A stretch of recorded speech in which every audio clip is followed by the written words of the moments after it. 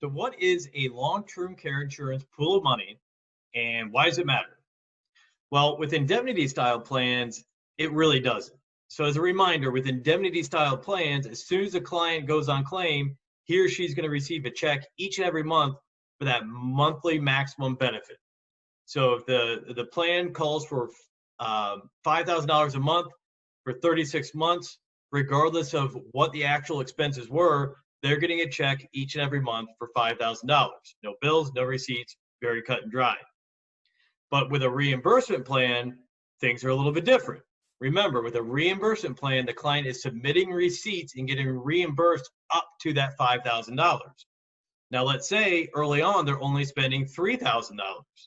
That $2,000, the difference between what they're spending and their maximum, doesn't just go away. It stays in their pool of money for their future benefit. So with a reimbursement plan, rather than being a maximum period of time, that benefit period is really just a multiplier used to create a pool of money. Now that may sound a little confusing, so let me show you how it kind of works with real numbers here.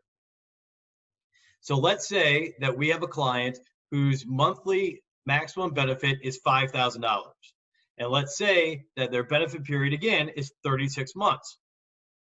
That pool of money would be $180,000. $5,000 times 36 months would be $180,000 pool of money. So that's where the benefit period really isn't a maximum period of time, but it's used as a multiplier to create the pool of money.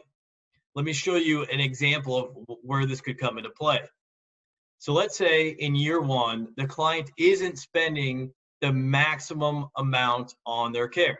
So instead of immediately spending $5,000 a month, they only have $3,000 a month in actual expenses. And then halfway through the year, it increases to $3,500.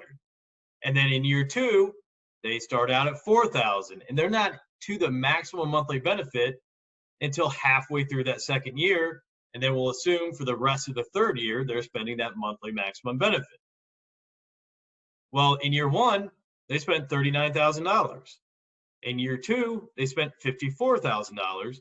And in year three, they spent $60,000. So if we add up 39,000, the 54,000, and 60,000, that comes up to 153,000. Now remember, the pool of money in our calculation was $180,000. So because they have this pool of money and because they didn't use the maximum monthly benefit each month, there is still $27,000 in that pool of money or 5 more months of coverage. And that is why that pool of money matters. That 3-year benefit period, that 36-month benefit period, could actually go on many more months.